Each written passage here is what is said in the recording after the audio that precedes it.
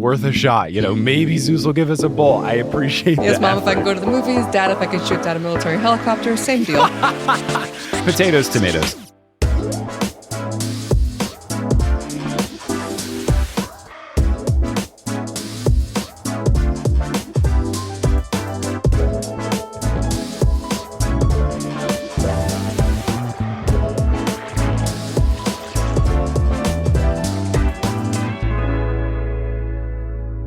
What's good? Thank you so much for tuning in to another episode of The Newest Olympian. My name is Mike Schubert. I'm the titular Newest Olympian. I'm a grown man who never read the Percy Jackson books as a kid, but I'm reading them now as an adult because I'm on a quest to determine if this is a book series that we've all been sleeping on. And I'm not on this quest alone. I am joined this episode by the head of Mischief Management and the co-host of Pottercast. It's my good friend, Melissa Anelli. Melissa, how's it going? Hello. It's good. I'm here in a closet in New York. The dream. The fact that you have a closet in New York that is big enough to fit you is impressive. I realized as I said a closet in New York, I could mean any apartment, really. It is actually a closet in our office at Mischief Management. So it's a little sweaty, and it's full of COVID tests, and it's full of extension cords, and it is full of wise plugs. Strong vibes. Yeah. I love it. My closets in New York are big enough to fit a hanger. Like they are hanger deep. So the I fact also that have you hangers. can fit You a can see chair. them above me. Oh, the pan move. That was great. Sorry that this is just a podcast audio medium. I put a computer in here for you. I'm very impressed. I appreciate the dedication. Nothing will ever top the dedication of the first time you were on Potterless, where you bought a microphone just for the recording and then returned it the next day. That's dedication. That microphone is in this closet. I forgot to return it. Well, I hope you got more than one use I out did. of it. I got a lot of podcasts out of that mic when I was traveling. It's a Rode mic. It's very good. I'm very glad I bought it. But that whole I'm returning it tomorrow bit, then the ADHD thing kicked in where did I have a thing to return? No, I don't have a thing to return. No, never happened. Well, I'm glad you got use out of it. Before we get into chapter 11, which is called Grover Gets a Lamborghini, which is fantastic, I would love to hear your background with the Percy Jackson books, because obviously you're well known for your Harry Potter knowledge, but I was very delighted to learn that you are also a PJL fan. So how did that all come into the mix for you? PJL? Percy Jackson and the Olympians. Where's the L? Oh, PJO. Oh, sorry, PJO. Okay, got it. Okay. I thought you said PJL. I was like, okay. That's the new Starbucks drink, the Percy Jackson latte, that will be coming out in promotion with the Disney Plus show, I can only assume. It's like a blue macchiato, I guess. No, I can see Starbucks, it. TM, pay me money. Yellow lightning bolt in the foam. Ooh, yeah. Frappuccino or whatever. What's the slushy one that people pretend is coffee, but it's really just a Slurpee that you pay $8 for? It's just a milkshake with coffee in it. Right. Yes. So when you run a site called The Leaky Cauldron forever, you hear about every book series that is supposed to be the next Harry Potter. It's all people love to talk about. The next Harry Potter is this, the next Harry Potter. And Percy Jackson was one of those, except that it seemed to have a little more staying power at the time. What year did these come out? The first one was released, I believe, in 2005. And this one, the third one, 2008 I want to say, maybe? I think it was every year. I want to say this was 2007. There is a podcast reference in the chapters. I was floored. Same. Because I would have been maybe one of the only people at the time that cared about that reference, and he was already making them. This book came out in April of 2007. Yeah. So When that's was 3 the years into podcast? podcasting. Like iTunes had basically just started. Podcasts were invented in 2004. That's 1 year before ours started. And that's early. Yeah. When there were double-digit podcasts. I mean, he wrote this around that time. This would have been being Yeah. written around 2004, 2005. I guess, yeah. So, okay, that's amazing. But anyway, yeah, so this was one of the books, the kind of cultural properties that was around at the time that I couldn't get away from. And so I finally just said, I'm going to read this. And of course, I loved it. Actually, when a year or two ago, my nephew turned 7, a year or two ago, it was actually at the beginning of the pandemic. Time doesn't exist. My nephew turned 7, and I was really excited to give him the Harry Potter books. It was the actual same week that we got our first treat from J.K. Rowling. So I just couldn't do it. And so I gave him Percy Jackson instead. Amazing. And it took him a minute to get into it. And he is now, forget it, he's an Olympian. It's real cool. Oh, that is very, very cool. As far as when the books came out, because obviously your finger was on the pulse of fandom in general for YA, middle grade, those sorts of books. Was it an accepting thing where Harry Potter fans like, oh, cool, another fun book series? Or was there a weird competition of, oh, grumble, grumble, this will never be as good, etc.? There was a little in the message boards about like, oh, they say this is next Harry Potter. Okay, it's not as good. You know, like you get that. But when you're an adult in that space, it's hard to live in that space for long. Obviously, you're a big fan of something. So you say, oh, it's not the same. It's not as good, blah, blah, blah. But I never kind of felt that way. I was like, oh, this is another really enjoyable book series. I didn't have the same fandom reaction, but that's only because it didn't align with where I came up as a fan. Like if when I was looking for something to sort of latch onto in 2001, and it was the fourth Percy Jackson book that I had read before waiting 3 years for the fifth Percy Jackson book, this could have been a whole different world. Wild. Very different world. Yeah. Oh my goodness. Maybe I do a weird reverse. Oh no. I mean, who's to say? Who's to say? That would be a very interesting situation. Well, I'm glad that you're a fan of the books, and I'm glad that you reread in prep for this, which is very, very fun. So shall we get into chapter 11, which is called Grover Guts and Lamborghini? Let's do it. I have to tell you, I reread book 3 up to where we are, but I did not read the first 2. And they do a real good job of like everything sort of just came back to me as I was reading the beginning of this book. So yeah. Yeah. And you had read them. Like, I trust your memory, but yeah. Totally. And also like, you know, I don't want to remember too much because I don't want to say things that might spoil you for the future. Which is a very important job here, as you know, as a past guest of my other shows. So here we go. Now, I always try to guess what the chapter will contain just based on the title. And I just really wanted the title to be true. So I just guessed direct, Grover gets a Lamborghini. I just wanted to will it into existence. And we kind of get that. We'll see how that prediction pans out. So where we last left our heroes, they had just defeated the Nemean lion, and Percy officially became the 5th member of the quest, and they're trying to run away from the scary skeleton people, the general, Luke, everybody. So they are crossing the Potomac River when they see the helicopter that was chasing them flying straight at them. Percy says that they have to ditch the van that they were driving in because he realizes that they know what the van looks like. They're able to tail it. I think that's a smart move. And then it also opens the door, and you could say it opens the door vertically for a Lamborghini. I thought that might be the new means of transportation, but I figured 5 people in a Lamborghini doesn't feel like a good fit, but maybe they get individual cars. They kind of do. They kind of do. Grover hopes that the military just shoots down this helicopter, and Percy thinks that the military probably just thinks it's one of their own, which, as much distrust as you want to put in the military, I feel like they would understand which helicopter belonged to them or not. Yeah. Right, this is a stretch, right? I feel like maybe the military's main job is to know which aircraft is not their own. Yeah. I would hope that they at least have that together. But, you know, Percy's got his instincts of not trusting government. Maybe good instincts, Percy.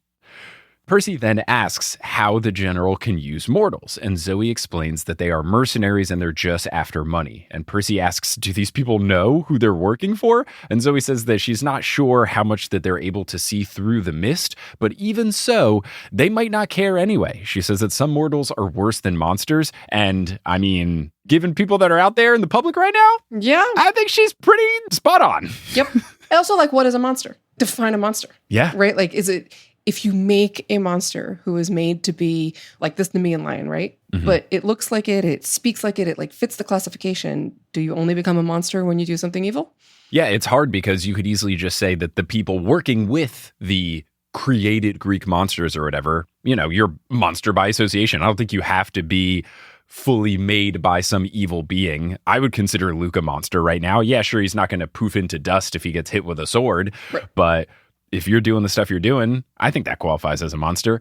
I also appreciate that when Rick has characters say things like, not everybody's good, and sometimes people are evil, even adults or people in positions of power. I appreciate that he's not shying away from those conversations, because I feel like when I was a kid, it took me a little bit, because I was fortunate where my family's really nice, my friends' parents are really nice.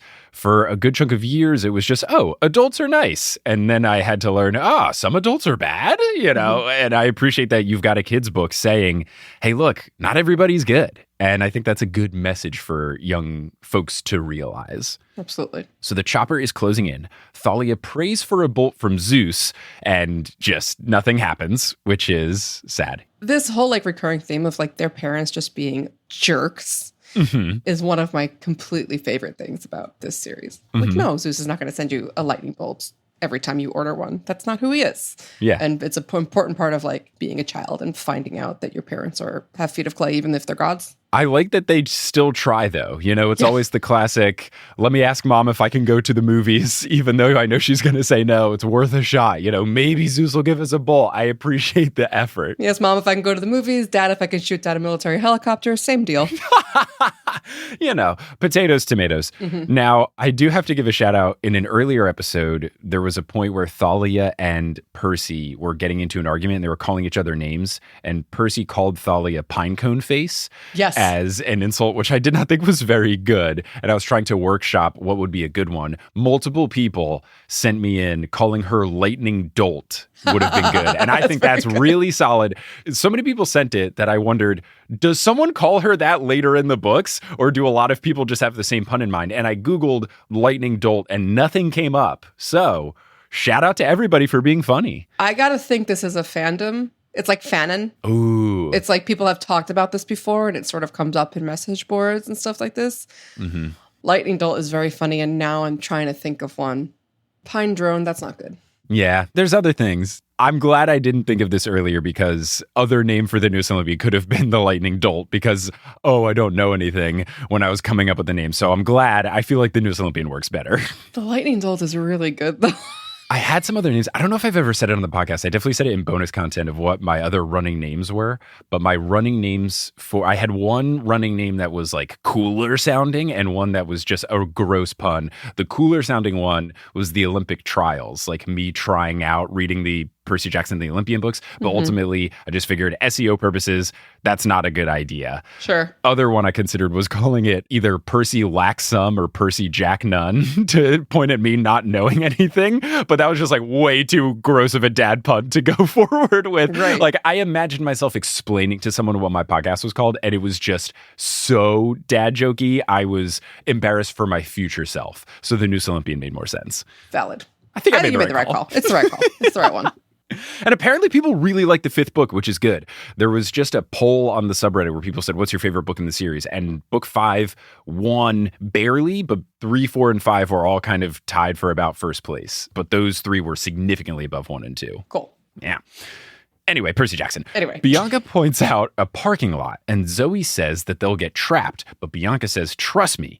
So Zoe parks, and then Bianca points out the subway entrance and suggests going south to Alexandria. Thalia thinks that that's a good plan, and the group goes through with it. On the train... Wait, hold on. If I don't say this, your listeners are going to say this. Okay, it is not the subway. It's the metro. No one ever from DC would call it the subway. But Bianca, I guess maybe they didn't have it. But if Bianca didn't have the subway growing up, how does she know it? I guess she knows it now. But what? Right. So I was confused, and I'm glad you seem to be knowledgeable of it. I used to live there. Oh, amazing. Okay, perfect guest. I love when the stars align and the guest lines up. I've never taken public transit in DC. I've only taken the Amtrak into town and then walked or driven in cars.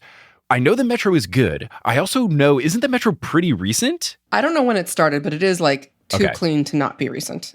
Listen, the subway in New York is not more than like 150, I think. Yeah. Something like that. But it is pretty recent. Google says March of 1976. So did she live in DC before? No, she only lived in DC previously. Right. We know she lived in DC for a little bit. In these chapters, we get some sort of hints about maybe Bianca might not be 12. Maybe it was a really long time ago. We get some question marks there because the timeline didn't really line up, especially now knowing that the subway was made in 1976, which I didn't Google until just now. So that raises even more questions that I had based on something that comes up in chapter 12.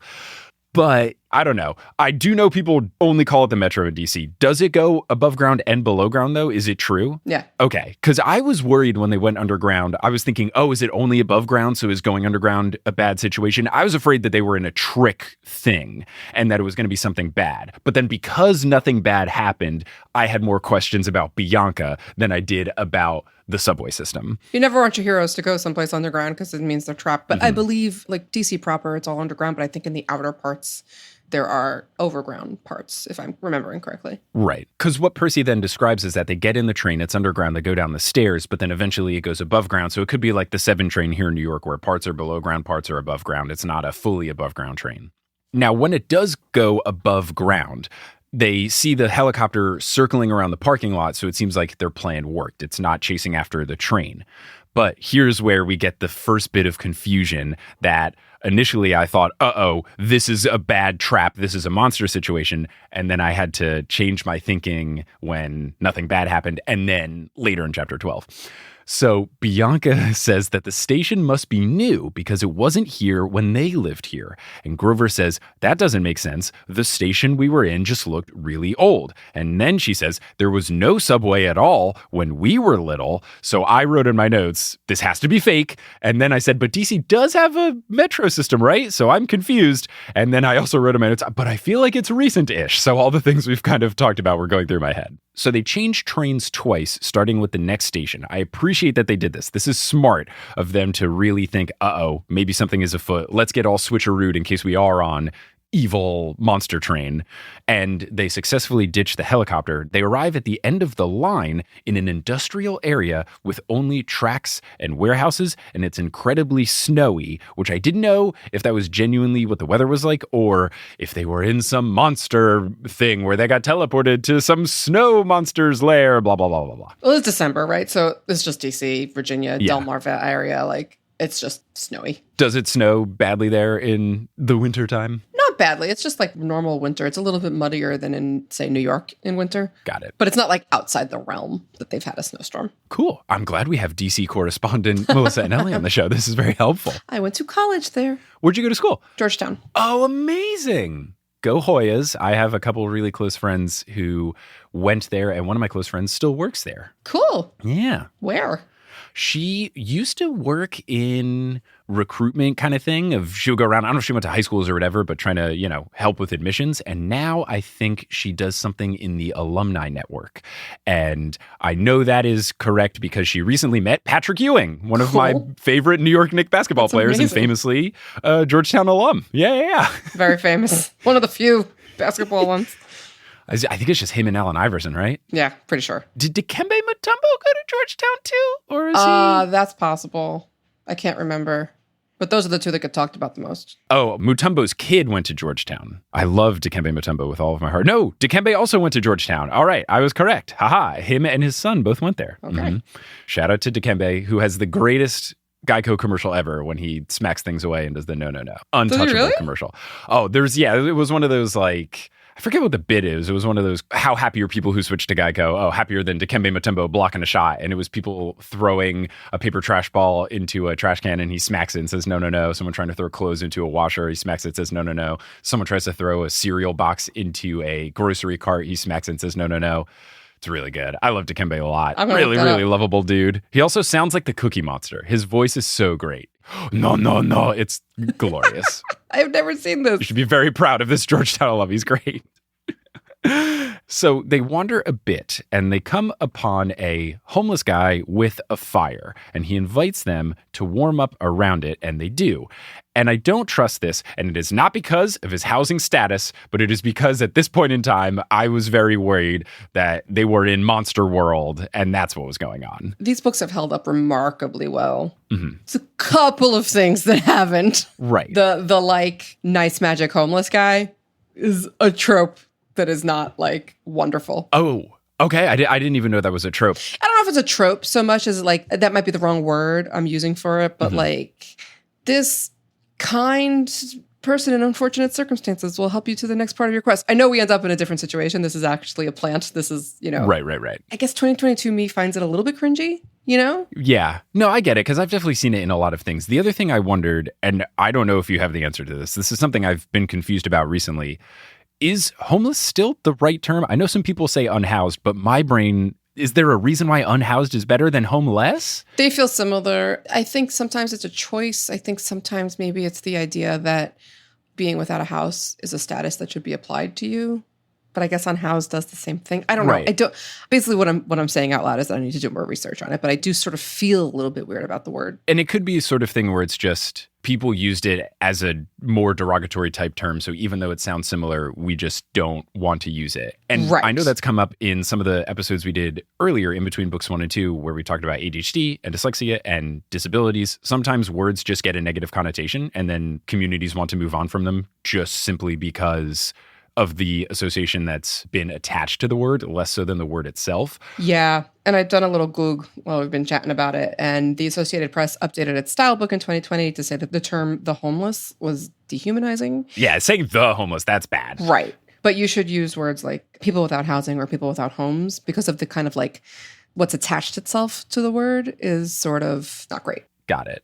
The other thing I've heard some folks say is people experiencing homelessness, which is good. It's a little wordier, but it's at least better to not say, I guess the problem is to say, oh, a homeless guy, as opposed to like, this is someone going through a certain issue. It's less of the attachment. Also, the suffix less just implies that you not having this thing makes you somebody who's not whole without the thing, you know? Yeah. Like you are a class of human who doesn't have a house, therefore you are somehow a subclass of human, you know? Yeah. Mm-hmm. I'm glad no one thought I was less of a class of human for having not read Harry Potter. Some people probably did. Who's to say? Listen to Potterless wherever you get your podcasts. These days. Anyway, back to Percy Jackson. Thank you for Googling that. That's helpful. And anyone listening, if you have a better answer for this than I or we just had, feel free to shoot an email to thenewsolympian@gmail.com. This is something I genuinely would like to know more about. So we meet a guy experiencing homelessness, or at least that's what we think, and Thalia's teeth are chattering because she is so cold. Grover complains that his hooves are frozen, and Percy has to kind of nudge him and correct him, you mean feet. And Bianca asks if they should contact Chiron, but Zoe says that they must finish the quest alone. Now, this guy asks if they need a train going west, and Percy does confirm. So he points to a train car that carries cars, and it says Sun West Line.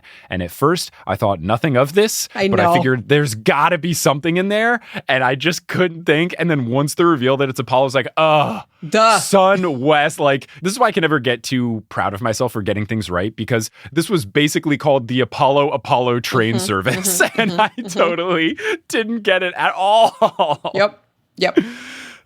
So there's the Sun West line, and Thalia goes to thank this guy, but he is gone, and so is the flame. My initial thought was, do not get on this train, because I did not realize that this is the Apollo Express, but alas, it is okay. You'd think Apollo would let them know, because if you're on the run from monsters that are hunting you, they might not get on the train. Why would they get on the mysterious train? But I guess I'm glad they did. I guess the thought of him trying to keep it hush-hush is later when he says he's not supposed to interfere. Maybe he is afraid, so he's trying to legalese his way around saying, oh, I helped them, and more of just be very, very vague. Yeah. He's operating under like NDA rules at this point, where he's like, look, Zeus, I don't know what to tell you, kind of thing.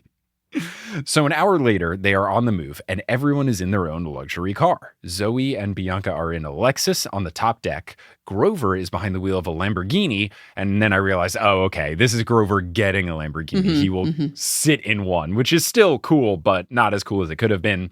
And Thalia is in a black Mercedes SLK, which is the only one to get a color and a model, which I found very interesting. A Lexus, a Lamborghini, a black Mercedes SLK, which is a very nice car. Yeah, what do you think this is? I mean, did Apollo set these up for the people that he knew were coming, or did it form around the people? I would guess what we learned, because it is Apollo, I bet that it was made for them. I wouldn't be surprised, though, if there were just a bunch of cars and everyone picked the car that they most desired, because knowing Apollo, he would not have given Grover a cool car. He would have given Grover the dog furry shaggy van from Dumb and Dumber, the movie. Like, it would have been that, because, oh, Grover, furry, naturally. Did you imagine the Lexus as silver? Because I did. It doesn't say it. Yes, I did too. It just made sense. They wear the silvery clothes, Hunter's Artemis. Blah, blah, blah. Yeah. And then I imagine the Lamborghini is red, because I can't imagine anyone who buys a Lamborghini not buying it in an obnoxiously bright color. Exactly. Like, it's either red or neon green. I think that's the only two colors they make Lamborghinis in my brain. I guess yellow is a pretty common color for him too. But yeah, I definitely had bright color in mind for Grover's. Now, in the Mercedes, Thalia has hot-wired the radio so that she can play the alt-rock DC stations. When did Thalia learn to hotwire a car? I get Zeus electronics, whatever. Did she just zap it with some sort of ability? Or did she use her spear and break into it? I don't know how to hotwire a car, but I've seen some movies. She's been a tree for like half her life, right? When did she take a class in hot wiring vehicles? Right, because she's... Well, actually, does she have a little bit of electricity in her fingers that makes that easy? That's what I was thinking. I don't think she actually... Because she turned into a tree at age 12. I don't know at any point when someone would teach a middle schooler how to hotwire a car. But yeah, I would guess it's some sort of she touches the ignition or something and is able to do it. I was guessing a magic hotwiring as opposed to cutting open and doing whatever you're supposed to do with the wires. I have no idea how to hotwire a car. No. So before we get into the conversation that's about to take place, let's take a little bit of a break for our mid-roll break, the Titan's Purse, where we talk about all sorts of fun things. There's new merch on the horizon. Oh, maybe I'll talk about that. Whoa! Hello and welcome to the Titan's Purse Utah edition. It's me, Mike Schubert. Just had the Tno/Potterless live show in Salt Lake City, and now I'm here on the road to talk to you about fun update stuff for the newest Olympian. First and foremost, as previously mentioned in the beginning lead-up portion to the Titan's Purse here, we've got new merch. If you go to thenewestolympian.com/merch, you can check out our new items. We have 3 new items. The first is a Pro Pigeon podcast shirt. It is designed by Gracie Canyon. It is absolutely gorgeous. It has a very happy little pigeon with a phone in its beak playing the newest Olympian and headphones on, smiling because the podcast that this pigeon is listening to is very pro-pigeon. The pigeon feels seen, and you can feel seen by wearing this shirt. The second item is Tno Socks. They were designed by Kelly Schubert, and they are absolutely gorgeous. They are calf-high socks, and they've got the Tno trident on them and Tno word marking on them, and they've got colors and Greek borders and waves and stuff. So many beautiful elements to a beautiful pair of socks that I cannot wait to put on my feet, and I hope that you can't wait to put on your feet. And the third item is the video replay of the live show that we did in New York City on August 24th. If you missed the live show and the stream, it is not too late. You can still watch this video, and the audio from it will be used for an upcoming episode of The Newest Olympian. We covered chapter 13 of The Titan's Curse at this live show, so if you want to watch a video version of the podcast that you will hear in a little bit, you can get that video, watch it completely uncut, all the goofy antics, and the Q&A, which was run by Sherry. Kelly was there, Stephen was the guest, I was obviously there. It was a very fun time, and you can get that video replay as well as the socks and the shirt all at thenewestolympian.com/merch. I also want to give a shout out to the folks supporting the show on Patreon. If you go to thenewestolympian.com/Patreon, you can join the Patreon, and you can get access to a whole bunch of bonus content, bonus episodes, director's commentary. Recently, I did a bonus episode where I took a Sporkle quiz trying to name every single character that was mentioned in the Sea of Monsters. There's lots of people that get mentioned once, and I gotta say, I got more right than I was anticipating. Lots of fun, silly stuff over at the Patreon, and because we had such a big surge to get us to the goal to have the Hades stream, I still am only reading 50 names, which is the maximum, which is a very cool thing to have happen. So let's give a shout out to 50 of our newest patrons. Shout out to our newest Ultra God tier patron, Michelle Spurgeon. Shout out to our newest Mega God tier patrons, Dia Grace,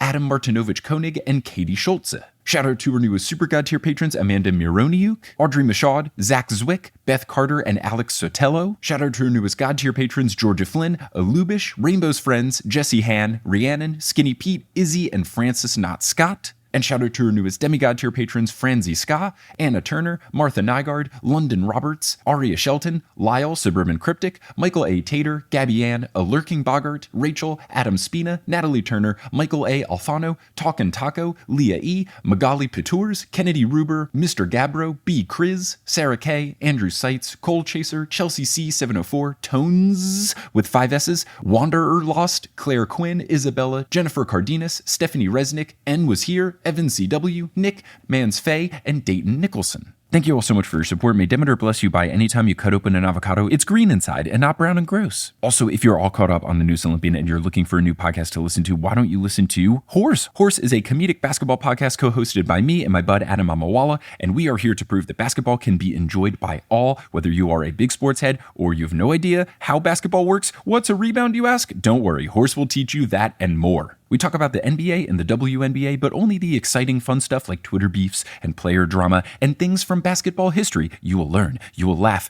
and you will be able to hold a conversation at sports bars if you ever go to one in the near future. You can listen to Horse wherever you get your podcasts by searching for Horse or going to horsehoops.com. And finally, before we wrap up here, you're going to hear words from a few sponsors who make it feasible for me to be a full-time podcaster. Some of these ads will be read by me, others of them won't. The ones that are not read by me are inserted locally, so if you live in Salt Lake City, don't be surprised if you hear an ad about the Utah Jazz, which is a basketball team and not a performance group, which one of my friends who moved to Salt Lake City thought was the case. And once those ads are complete, we'll get back to this episode of the Newest Olympian. And we're back. So Percy asks to join her. Thalia shrugs, so he enters. And I was hoping that this would be an apology scene because they've had a little bit of a tiff going on earlier in the book. It's not really that, but it's a step towards it. So the radio is playing the White Stripes, which is classic 2007. That is prime White Stripes. I loved Uncle Rick including this note. This is she's the bassist from School of Rock. Ooh, Thalia. Ah. Totally. Is she the bassist? The girl with the dark hair. Yeah, she's got long brown hair, and then she gets a little more Yes. punk-ish towards the end of the movie when they dress up a little bit more. Yes, that's how I see Thalia. I was imagining a little more punk than the girl from School of Rock, but I like that because I love School of Rock a whole heck of a lot. And when I was a kid, I had a huge crush on the bassist. Oh my goodness. I think of it like her, but like a little bit amplified in the kind of punk stereotype. Not exact. Sure. After... she is what the girl from School of Rock became. And I know she now is like a full-fledged musician. And I think she like changed her name and uses they, them pronouns. Really? I didn't know about that about the actress. Yeah. Double check on the pronouns before let me see. Yeah, right. Sorry, I should say they changed their name. You're right. I believe that they had a tough situation just as one does being a child actress. So let's see. Rebecca Brown. You know their name? That's remarkable. I have watched School of Rock so many times. I love it is that in my movie. top 5 movies of all time. I will go toe-to-toe with anyone who tries to think in good merits it's not a good movie. It's just absolutely perfect. Oh, they changed their name? Rivka Reyes. Yes. Rivka Reyes, and it's they, them pronouns. Okay, yeah, sorry. So good to know. Anytime I said she, I meant they. My apologies. So yes, now they go by Rivka Reyes, and they are still making music. Gosh, you learn something every day. Yeah. Shout out to them. And I am sorry that they had a tough actor childhood, but it feels like things are going better for them now in the future. At least I would hope so. It seems like it from what I know about them. Got the White Stripes playing. Classic. Percy knows the song because it is one of the few CDs that he owns that Sally likes. And apparently Sally said that the White Stripes remind her of Led Zeppelin, which is a wild comparison. I like the White Stripes. I like Led Zeppelin. I would not say that they are similar. Maybe just a little bit of Jack White's singing voice is a little, I don't know if ethereal is the right word, but kind of more higher pitched and vibrato-y, and that's a little Robert Planty, but I just feel like the styles of music from the two are just very different. White Stripes is also a 2-person band. Led Zeppelin's a 4-person band. It's just, I feel like very different. 70s versus 2000s. I would not say that they are similar, but I don't know. I guess if you're a mom, and I don't know what other music Percy is listening to, but I guess the White Stripes, given the other stuff in the mid-2000s, would be the closest thing to classic rock. So maybe that's what she's attaching it to. But if anyone asked me to describe the White Stripes, I would not say, oh yeah, they sound just like Led Zeppelin, but modern. I agree. Narrator Percy then says, thinking about my mom made me sad because it didn't seem likely I'd be home for Christmas. I might not live that long. And that sentence started sad and got even sadder. Because yes, maybe because of the quest, he might not be home in time. But to then throw in that he might be dead by the end of it made me very sad. I don't want that to happen. But honestly, the quest has a firm deadline. The quest is supposed to be done by the solstice. He should be thinking. So he's in a real emo place. Yeah, he should be able to get back because it does end on the 22nd. But who's to say how far away he will be in order to get back to New York, especially because we know Percy Jackson and planes don't really mix super well. So sure, but he's got a friend. That's true. He's got quite a few friends. Thalia compliments his coat. Percy says it's not his style, but he is thankful for the warmth. But he says that the lion wasn't the monster that they were looking for, to which Thalia agrees and says that they have a long way to go. Percy tells Thalia that the mystery monster is coming for her individually, and that the plan of the evil team is to isolate Thalia and to have her fight it one-on-one, and At this point, then I realized, oh, you're right. The monster wasn't the lion. For a second, I thought that was the case, but then I recalled, the lion fought all of them, and whatever the mystery monster is going for just Thalia. So it is still out there. Percy asks her if this sparks any sort of guess as to what the monster is, but Thalia does not have a clue. But what she does know is that they are headed to San Francisco, which I'm excited about. This is something that seemed pretty obvious from the beginning of the book when Annabeth said, oh, San Francisco, we can't go there. So I am not too surprised. Thalia says that that is where Artemis was headed. And Percy recalls Annabeth talking about how half-bloods aren't able to live there. So he asks Thalia, what's the deal? Why can't half-bloods go to San Francisco? And she says that the mist is really thick there because of the mountain of despair being so near. Apparently, Titan magic lingers and monsters are drawn to it. And I just thought, okay, who named this place? Who called it the Mountain of Despair? This is a very dramatic name. I know. San Francisco has a lot of programmers in it, I guess. I guess Silicon Valley could be considered a despairing place, I guess. I don't know. Is it like Alcatraz that helps make it despairing? Is it the fog? I'm going to continue reading after this because now I'm hooked. Now I want to know how the rest of this turns out. So I'm very curious to get to the Mountain of Despair. Yeah, bad name. I am intrigued to see if it is a particular mountain because I did live in the Bay Area for about 7 months and I went on hikes all over the place.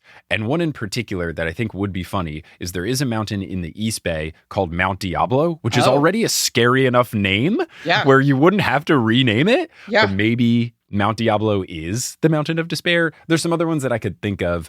There's a mountain situation. I don't know if it's technically a mountain because it's just like really big hills called Twin Peaks. And on the top of Twin Peaks is this big cell phone tower looking thing that I always jokingly called. Yes, it's in San Francisco. There's multiple Twin Peaks. I don't know. Yeah, I guess it's an easy name for two mountains that look similar. Exactly. I think the other Twin Peaks is Washington. I've never seen the show, but all my friends in Seattle were obsessed with it. But there is a Twin Peaks in San Francisco, and on the top of it is this big old cell tower looking thing that I always jokingly called the Eye of Sauron because it just looks really ominous. It's got two big spikes out the top of it.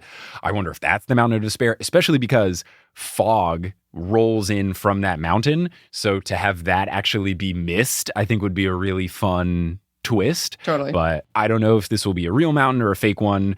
I'm intrigued to see, though, based on my somewhat limited Bay Area knowledge from someone who lived there for, a couple months. Percy, thankfully, asks, what is this? And Thalia is surprised that he doesn't know and tells him to ask Zoe because she's the expert. So as these chapters have been going on more recently, we're getting more and more clues about Zoe's backstory, which I'm very interested to learn more about. But Percy gets upset at Thalia knowing more than him. I think what he really should be upset at her for, though, is her initial response in all of these situations being, oh, you don't know what that is? It's so condescending. I hate that so much. Yeah, you don't know. Why don't you know? Oh, you don't know what that is? Ooh, embarrassing. Yeah. Ugh, I hate that so Why don't you know much. more? It feels so gatekeepy and gross. I hate when people do that. So Not my much. fave. Not my fave. Now, as the day goes by, Percy considers how different Thalia and Zoe are stylistically in terms of how they talk, how they dress, how they act, but they're very similar in personality. Percy then has a flashbulb moment, and he says it to Thalia. His guess as to why she beefs with Zoe so much is that the hunters tried to recruit Thalia, which I think is very spicy and also would make a lot of sense. So, two things. One, flashbulb moment. Wouldn't all these be lightning bulb moments for Percy Jackson? Correct. Correct. Though, well done. It's curious. It seems like the hunters are recruiting everybody right now. It seems like this shouldn't be like super surprising. Seems like every girl's going to get a visit from the kind of asexual warrior girls. I don't know. Interesting. Yeah. I don't know if it's just because the women that we know in this book are all very powerful, or if they do just go to a whole lot of people. It could just be, I don't know if they've come to other girls we know in the books. I don't know if they've come to Clarice or if they've come to Selena, but really, I think it's more of just, we know Annabeth, we know Thalia, they're very powerful. They would be good fits, so it's natural that they would get approached by them. Yeah, I have questions about this giving up romantic love thing. Does that mean you give up sexual love? Does that mean you give up demi-romantic love? Does that mean you give up platonic? Like, what other kinds of love? Right. I'm very interested twofold. I'm going to do an episode in between books 3 and 4 with Dr. Moy McTeer about just the mythology of the hunters, but I also want to do an episode talking about asexuality and aromanticism, because folks have been very helpful in reaching out to me saying, hey, you should be on the lookout for this, and trying to say it might not just be asexual. There's other ways to approach it. It doesn't seem to me to be only asexual. I don't think it is either. It's a very clear choice that they're making to forswear it. And if you're asexual, then that's less of a choice. So maybe some of them are asexual and some of them have just made the choice to forswear. So, and also like romantic love is not sexual. Like there's lots of levels here. Right. There's enough levels where I am excited to have 2 episodes where I can be like experts in different realms. Someone who knows the Greek stuff, someone who knows the ace stuff. Fantastic. And really try to narrow that down. So I'm very much looking forward to it. And I'm thankful to all the folks who have emailed me or will send emails, because certainly before I record those, I'm going to read all the emails to make sure that I understand everyone's perspective and not just the people that I'm talking to for these episodes. Also, let's be honest that like 12, 15, 16 years ago when this was written, a lot less was known about how to classify these things. And so I'm excited to listen to that. Yeah. Now, Thalia's eyes go bright, and Percy's afraid she might attack him, but she just sighs and admits that she almost joined when her, Luke, and Annabeth ran into the hunters on their journey. Zoe tried to convince her, but Thalia would have to leave Luke, so she didn't do it, which makes things a whole nother mess of, Thalia's feelings towards Luke might go beyond friendship now. Okay, what's going on all here? I'm sure we'll learn even more later. Zoe then told her, when Thalia turned her down, that she was being foolish and she would live to regret her choice because Luke would eventually let her down, which I feel like is one of those right answer, wrong reasons thing, because Zoe was probably just, any boy will prove you to look silly. But in the case of Luke, she was right. But I don't know if Zoe really keened into Luke in particular, because it feels like Zoe is just anti-boy as a general stance. I mean, yes. But also, was she? Because Thalia says no. Thalia says no because she doesn't want to leave Luke behind. So Zoe is saying, you're going to regret Luke being the reason that you didn't join the hunters, because eventually Luke's going to disappoint you. And given what Luke is like now, I would say that Zoe was certainly correct.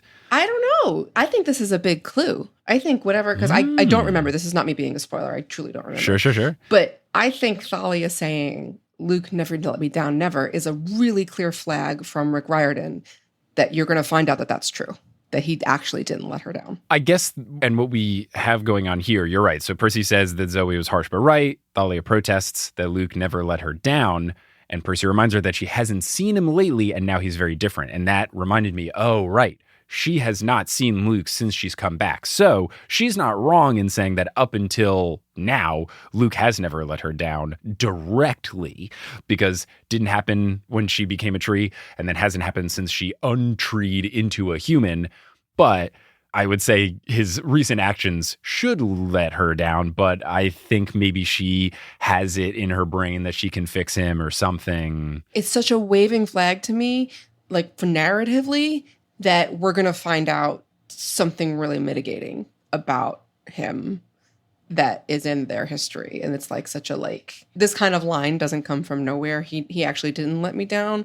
There's more here. Right. Could be that there's more here, or it could just be like, he was good to me until I was a tree. I have not been directly proven otherwise. Like, I haven't talked to him yet. So maybe she'll change her tune after actually seeing Luke 2.0. Listen, I appreciate a girl who doesn't just listen to rumors. Hey, she wants to figure it out for herself. And she wants to see with her eyes. He is a bit of a dick. But yeah. I would be very surprised if they don't cross paths over the course of this book. So no matter what it is, I'm certainly keeping my eye out, and I will be very interested to see how things go when Thalia and Luke finally do cross paths. And sparks may fly, but I'm ching. Yeah, what kind of sparks, though? Sorry, I'll leave. Now, Thalia interrupts Percy's explanation when he starts to explain Luke being bad, says that she will do what she has to do. And Percy asks if that includes killing him if that's necessary, and then she demands for Percy to leave the car. Percy feels bad for her, so he doesn't protest, and he just leaves. So clearly a touchy subject. Just as he's about to leave, though, Thalia calls for Percy, and she has red eyes that Percy can't determine if they are anger eyes or sadness eyes, and tells him that Annabeth wanted to join the hunters too, and he should think about why, which is rough for Percy to hear.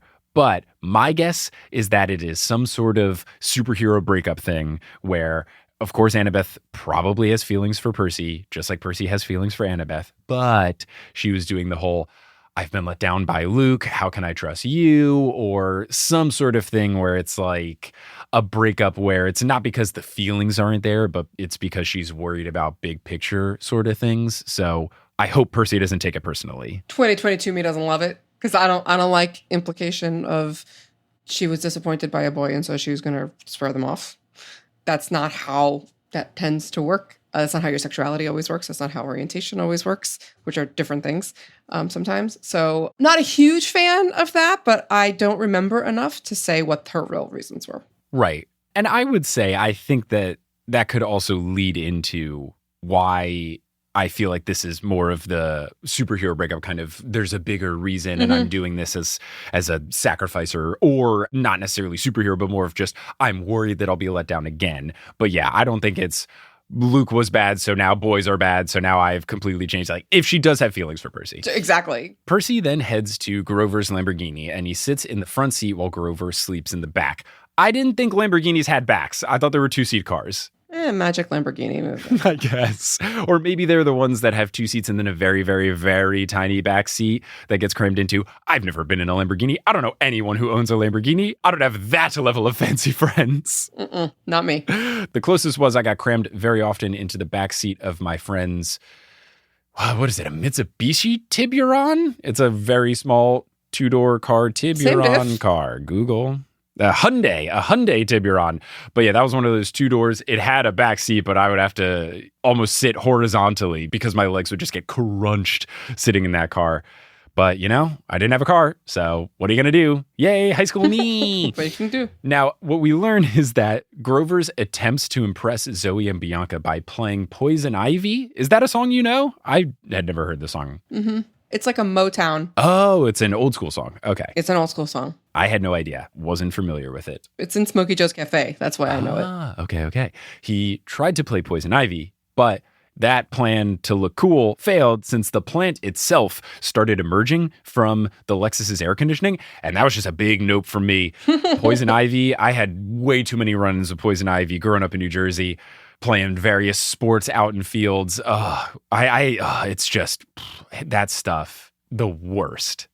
Terrible. I never had it, thank God. You are very fortunate. I'm knocking on wood right now. My husband is immune. Oh, very jealous of that. Little MFer running through the Massachusetts woods growing up. Jeepers. Yeah, I have not had it since I was a kid. If I got it again, I would be devastated. I would take off from the podcast. It would just be like, no episode this week, guys. I have Poison Ivy. So the sun sets and Percy thinks of Annabeth, causing him to worry about a potential dream. But then the guy from before is now in the front seat and he tells Percy not to worry. His clothes are all torn up and he states that dreams are a great way to learn about the future. And I gotta say, he's not wrong. Usually these dreams that Percy has are very helpful. He then says, and I was flummoxed by this, as I said earlier in the episode, dreams like a podcast, downloading truth in my ears, they tell me cool stuff. I would like to know what podcast Rick Riordan was listening to when he wrote this book. Over the course of this show, I think this is the 49th episode of the podcast. There have been many, many times where I say I'm going to ask questions to Rick if/when he comes on the podcast, and they're usually very silly.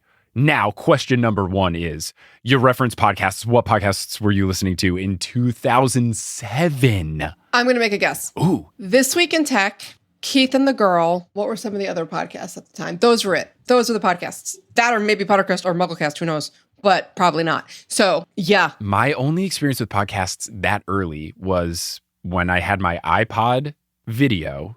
iPod video, oh my God. Yeah, dude. Shout out to anyone that didn't know this, but podcasts are named after the iPod. That's why it's podcasts, which I didn't learn until I was like a year or two into being a full-time podcaster, and I was floored. But I used to download video podcasts, which I think still do technically exist. I would download video podcasts from surf and skate brands because in middle school, I was very into skateboarding and surfing type things like boogie boarding, skimboarding, surfing, that kind of stuff.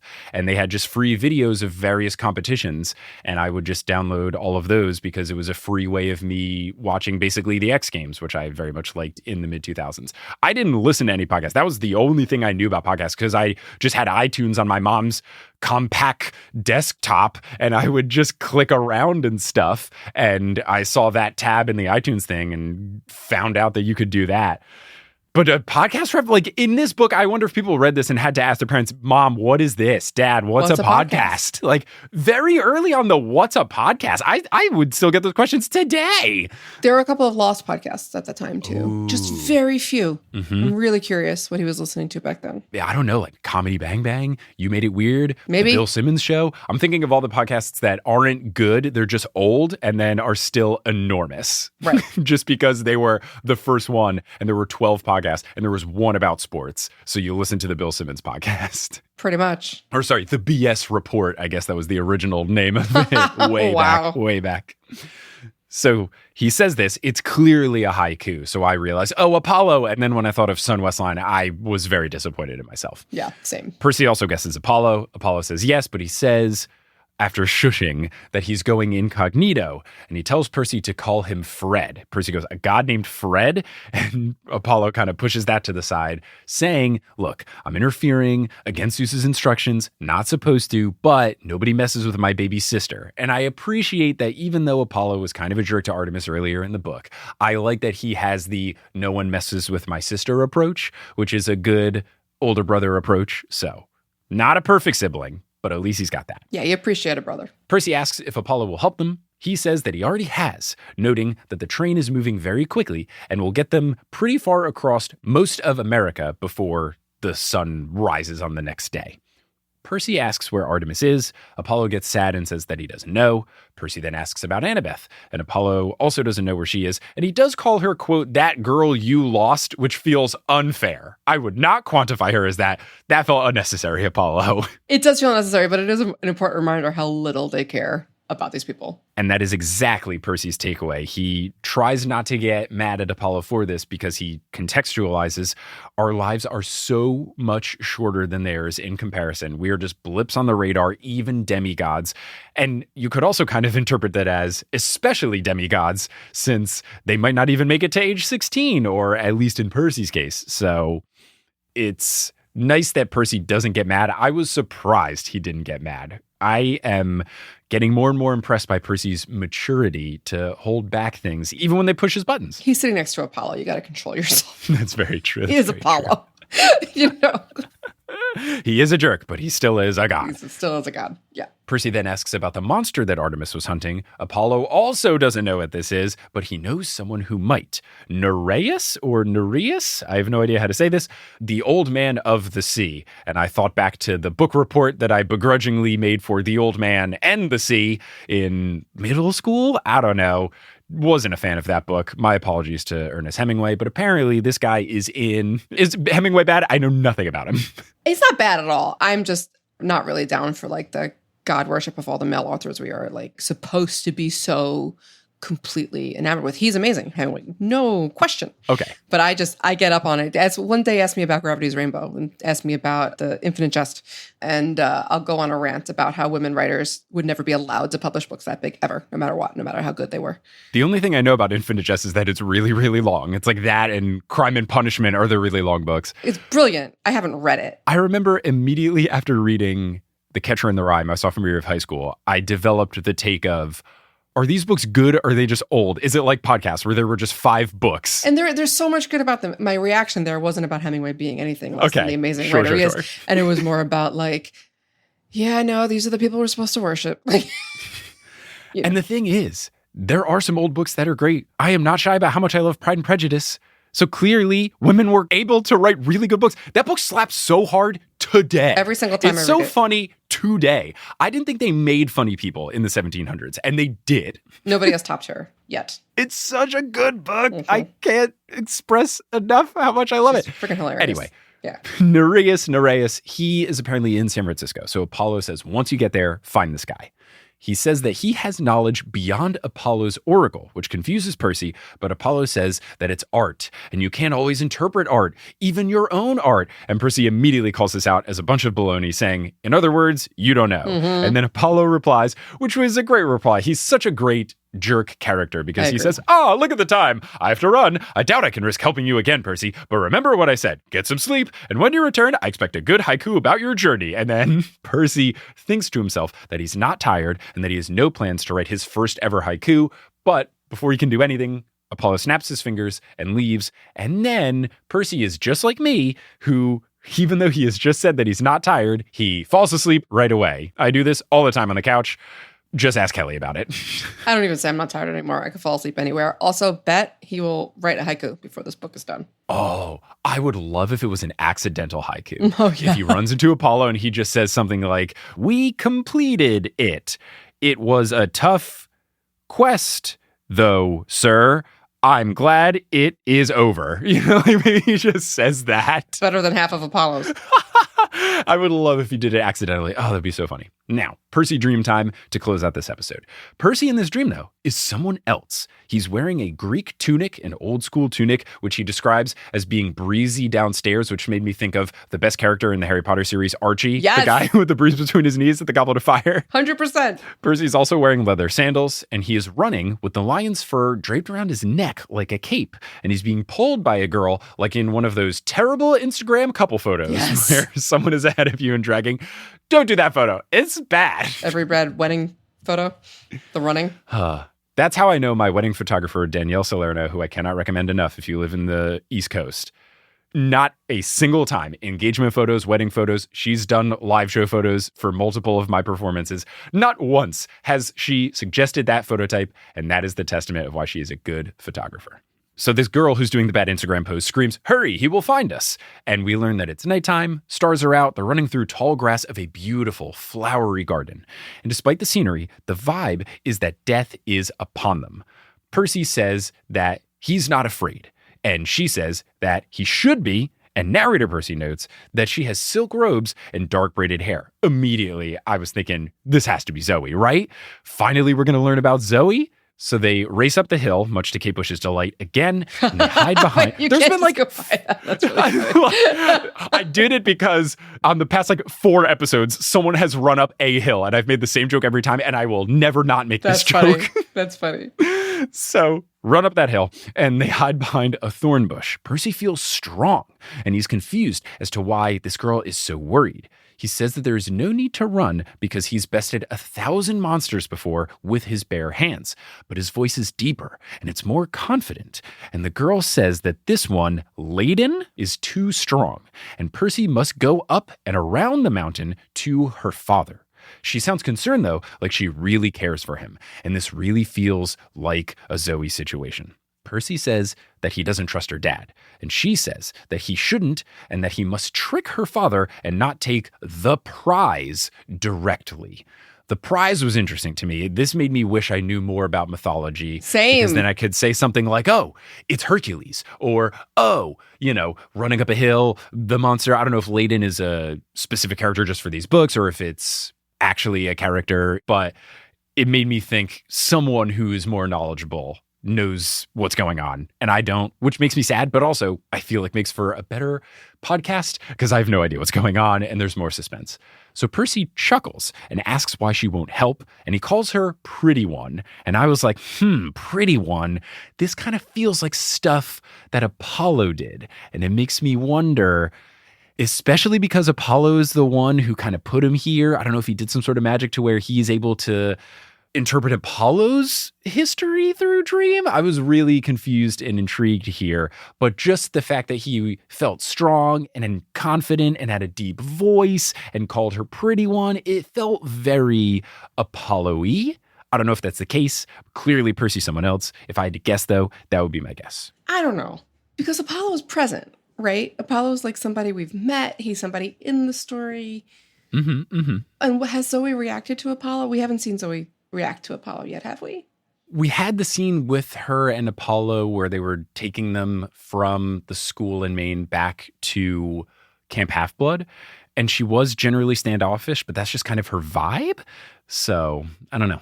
It feels like whatever happened between these two was like catastrophic. Mm-hmm. It feels like that is why she joined the hunt. And like, Yes. I don't know. Is it Poseidon? I'm not sure. I'm not sure either. Poseidon is a good thought. We do know that Riptide comes into play. And maybe that was the reason of maybe Percy can interpret this dream because he's the son of Poseidon. I just don't know how dream rules work. So for him to clearly not be himself, I was confused. But yeah, the green tunic in the past, I think green things have been Poseidon before. Right. So it could be Poseidon thing, especially because as we go on, we've got Anaclusmos. So the pretty thing, I think, was the biggest clue in for me. The pretty one thing is a little like smarmy. Like Apollo seems like a goof. Right. Is it Hephaestus? I don't know. I'm curious. Mm-hmm. The pretty one thing just made me think of earlier in the book when Apollo is kind of flirting with the hunters. But yeah, I guess if this was Apollo with Zoe, there would have been more awkward tension brought up. So maybe Apollo doesn't make sense. Maybe it is Poseidon. We will just have to see. I don't know. We'll have to see. We'll just have to see. She says that she fears Ladon would stop her. And if her sisters found out, that they'd disown her. Percy begins to leave, and the girl hands her a white brooch from her hair. Says it's from her mother, Pleione? Pleione. Yeah, I've actually heard of her, but I don't remember much more about her. Okay. Apparently she is a daughter of the ocean. So this also could be another tie to Percy of like, maybe Pleione is in Percy's family somehow. Not really sure. But her mother is a daughter of the ocean, and this brooch has the power of the ocean inside of it. It has her immortal power inside of it. She breathes on it, it glows, and she hands it to him, telling him to make a weapon of it. Percy, or at least the person Percy is in this dream, laughs and asks how a hairpin will help. And the girl says that she isn't sure, but it's all she has. And then this turns into Anaclusmos, and she explains the name being a strong, unexpected current, a riptide, as it is very often called in the books. Then a trampling sound is heard, and a hissing noise, and after the girl screams that it's too late because he's here, Percy wakes and sits bolt upright as he always does, and then it's the classic situation of Grover waking him up because something is happening in the plot. He's waking him up because it's the morning and the train is stopped, and then Percy takes his pen out, Riptide, looks at it, and it has the inscription that reads Anaclusmos on it, and he thinks about how that's the Greek word for riptide, so Percy is sure of two things. One, it's the same blade as the one that he saw in the dream, and two, that the girl was Zoe. And I'm very excited, and that's the end of this chapter and the end of this episode. What an interesting chapter. Dun, dun, dun. Indeed. Dun, dun, dun, indeed. I love a good dream, a good prophetic dream or history-setting dream, or I love a good dream. It's really, really good. I'm going to put my vote on the dude that Percy was in the dream being new. Okay, a new character we've not crossed with. I don't think it's someone we know.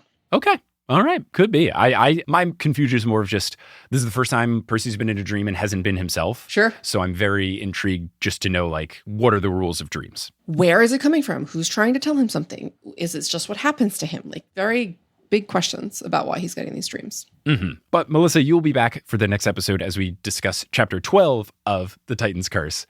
But in the meantime, if people want to hear you on stuff or check out anything you're doing or anything else you want to plug, where can they find you? My Twitter and Instagram is Melissa Anelli. So I have links on those to kind of everything, my book, the conventions we have coming. That's kind of where to find me. I have a TikTok, but there's 2 videos on it and they're not. I mean, like, I don't know how to TikTok. Yeah, I mean, I did recently set up a TikTok for the Newest Olympian, but let it be known, I, as a true Viner to the day I die, did not download it. I can't in principle, in good conscience. So Sherry, our editor, is running the account, and I'm taking the Rick Riordan approach to social media with TikTok, where I just send videos for her to upload, and I'm never dealing with the app. So Vine forever. At least at the time of recording, we have 1. But yeah, check out @Newest on TikTok. Maybe we have more now. Amazing. Well, Melissa, thank you for joining. Listeners, thanks for listening. And until next time, when we figure out what's going on and where they are now that the train has stopped, I'll see you later.